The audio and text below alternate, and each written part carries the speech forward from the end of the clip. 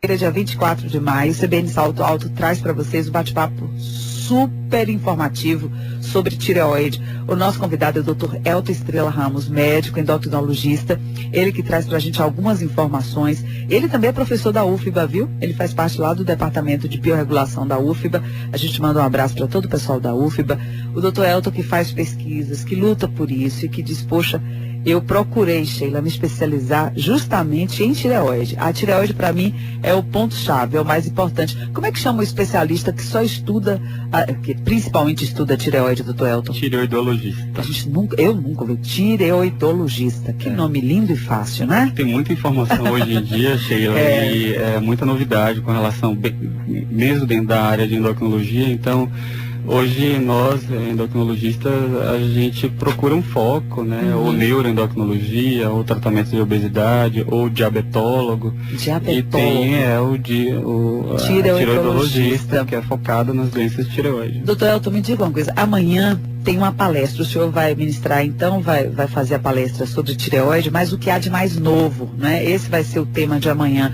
E para os nossos ouvintes, a gente pode adiantar alguma coisa? O que há de mais moderno com relação a tratamentos e até as pesquisas que vêm sendo bem desenvolvidas aí pela FAPESP? Podemos sim. Hoje a gente tem bastante novidade na medicina em geral, claro, e a gente não pode deixar de trazer as novidades para a área de tireoide também. Então mudou muito o diagnóstico por imagem. Hoje a gente tem novas técnicas, né? Tem o PET-CT, que é o PET scan, ajudando a gente a fazer o diagnóstico de câncer ou metástase de câncer de tireoide. A gente tem técnicas em biologia molecular, onde a gente hoje já pode detectar muito mais fácil o câncer de tireoide ainda na primeira fase de investigação, que é a fase da punção. A gente tem outros recursos de biologia molecular, como marcadores moleculares também, que ajudam nesse diagnóstico diferencial do nódulo benigno para o nódulo maligno. A gente tem tratamentos novos, né? Esses tratamentos são drogas que já vêm sendo usados para outros tipos de câncer, para melanoma, para câncer de pulmão, e que agora já estão em fase de teste, fase de uso clínico em câncer de tireoide de difícil resposta. Então, a ideia da palestra amanhã, que vai acontecer no Centro Médico, né, no auditório Centro Médico do Hospital Português, que é uma palestra grátis, aberta ao público, que é mais um bate-papo para informação geral, tem esse objetivo de trazer um esclarecimento sobre as principais doenças de tireoide, algumas novidades. Então as pessoas podem ir lá para conversar comigo, ouvir a palestra, tirar dúvidas. Vai dar para tirar dúvidas lá no português? Sim, ótimo. Sim. Claro, né, uma forma mais resumida, reduzida, mas eu vou estar lá disponível para conversar com as pessoas presentes. E além disso, a Sociedade Brasileira de Endocrinologia, a regional daqui da Bahia, organizou uma ação bem bacana no Jardim de Alá, que vai ser no sábado, das 8h30 da manhã até a 1 da tarde, onde vários colegas endocrinologistas vão estar presentes com estudantes de medicina. Eu mesmo estou mandando alguns dos meus alunos de medicina da UFBA para lá, onde a gente vai também ter essa oportunidade de conversar com as pessoas, tirar dúvidas, ensinar o exame de autopalpação, que eu quero daqui a pouco ensinar ele aqui, né? Pelo rádio.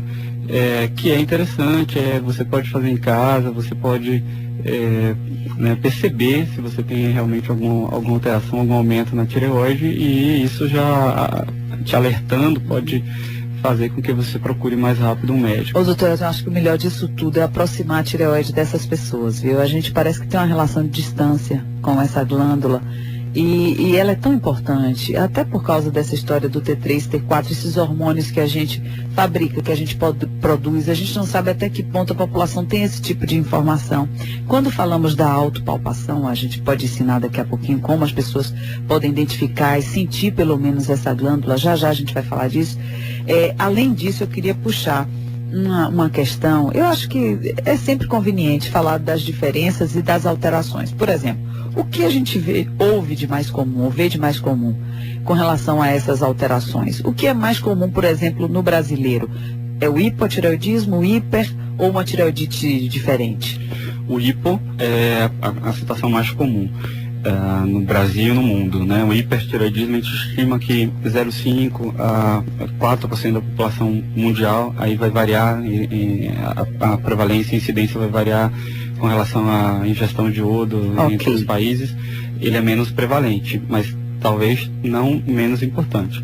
O hipotireoidismo, ele é mais prevalente, ele atinge mais mulheres e mais idosos. O que é interessante a gente observar é que as consequências clínicas do hipotireoidismo, que é a doença mais prevalente, vai piorando com o passar do tempo, à medida que você realmente não detecta, não faz o diagnóstico e não trata adequadamente. Então, um paciente com hipotireoidismo, que é a doença mais prevalente, ele pode, com o tempo, já começar a apresentar insuficiência cardíaca, que é aquela sensação de cansaço fácil, baixa resistência aos esforços. Principalmente, Sheila e Verena, a gente vê uma associação muito grande com desânimo e depressão. Caramba, então, no hipotireoidismo. Mesmo o hipotireoidismo leve, que a gente chama de subclínico, que os níveis de T4 ainda nem caíram totalmente, a gente já vê 4 vezes mais incidência de depressão, de ansiedade, de fadiga. Desânimo também, né? Uma outra coisa interessante também é o que a gente chama de disfunção cognitiva, que é aquela queda assim, impressionante da memória, da capacidade de concentração, da capacidade de produzir no trabalho, de ser ativo de corpos por linfócitos. Então essa glândula fica feia, no ultrassom a gente vê ela bastante feia, fibrosada, ela diminui de tamanho, e isso com essa infiltração e com essa inflamação, toda o que eu falo, que eu chamo de maquinaria de produção da tireoide, que é a fábrica de produzir hormônio, essa fábrica é destruída, e por isso que a tireoide passa a não produzir o hormônio, mas aí a gente trata, o tratamento é simples, é um comprimido, tem que ser feito de manhã, em jejum, meia hora antes do café. É importante que realmente se obedeça essa meia hora. Nunca se deve manipular essa medicação. O tratamento é individualizado, cada um vai usar uma dose específica, porque depende do quanto que a sua tireoide foi destruída, da idade, da fase que você está, se você está na adolescência, se está gestando. Então, um médico, um endocrinologista vai saber te orientar a dose com certeza. Então, basicamente, os tratamentos para o hipertireoidismo, essa tireoidite que a gente comentou agora, essa inflamaçãozinha, é um tratamento básico, simples, A história do medicamento, para mim, a única coisa que pega é essa história do meia hora antes do café, que nem sempre a gente tem esse tempo corrido ou essa disponibilidade. Aí eu te pergunto, o que acontece quando a gente toma em cima, assim, 5 minutos antes do café, ou depois, quando esquece? O que acontece? Eu recomendo aos pacientes, quando eles esquecem, que eles retornem lá, peguem e tomem, porque é melhor tomar do que deixar de tomar. Mas, assim, é importante porque é um hormônio sintético, e para ele ser absorvido, tem que ser feito em jejum. Então, quando você toma ele junto com comida, se você toma 100 microgramas, por exemplo, você não vai absorver o 100. Total. Vai absorver menos. Entendi. Então, é só essa questão da absorção. Não vai fazer mal, não vai fazer efeito colateral nenhum, mas a questão da absorção diminui. É importante que a gente, então, chame a atenção para esse horário do medicamento, viu, gente? Autoexame, gente. E o autoexame. O autoexame é simples, é muito eficiente para ajudar a detectar o hipotireoidismo, algum nódulo. Então você precisa de um copo de água, um espelho. Então você situa o espelho em frente de você, você localiza a região do pescoço onde fica a tireoide fica abaixo ali daquela região que a gente chama de pomo de Adão, na base do pescoço. Você inclina a cabeça um pouco para trás, expõe essa região e aí bebe um gole de água. Quando você engole a água, você vai observar que a tireoide ela sobe e ela desce. Você vai observar esse movimento, vai engolir água algumas vezes, observar esse movimento e tenta perceber nesse movimento de subida e descida se você consegue ver alguma saliência ou algum aumento de tamanho, de volume da glândula.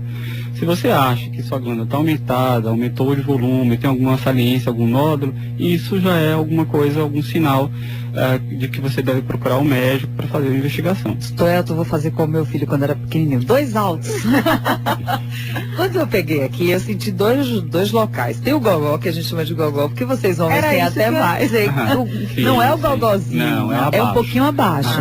Na base do pescoço. Então faz de novo, velho, que você vai sentir que ela realmente até sobe e desce rapidinho quando você engole. Quando você engole, ela sobe e desce, e aí com o espelho, aí bebendo água, você vai ver se tem algum nódulo. Então isso ajuda bastante, porque os nódulos acima de 1,5 centímetros já são palpáveis e já são detectáveis. Mas, doutor, então isso ajuda bastante. Trouxe assim informações maravilhosas pra gente, Não, e coisas inusitadas quando ele fala de sintomatologia, quando ele falou de características do paciente, o que é que geralmente apresenta quando sofre de hipotireoidismo. Mas pra gente foi uma honra. Eu queria até que o senhor voltasse pra gente falar, sabe de quê? Um dia só sobre hipo, outro dia só sobre hiper, outro dia só sobre... muita não coisa, é? né, Porque tem muita informação. Seria o maior prazer verdade. voltar. Então o convite está feito, doutor Elton. Eu Tá. quero agradecer em nome do Salto Alto, te desejar tudo de bom, uma ótima palestra amanhã, para falar do que há de melhor, o que é novo, né, para o tratamento de tireoide. Um beijo grande, um abraço, muito obrigada. Um abraço a todos vocês, aos meus alunos e aos ouvintes. Aos alunos da UFBA, né? Um abraço, gente, para vocês também.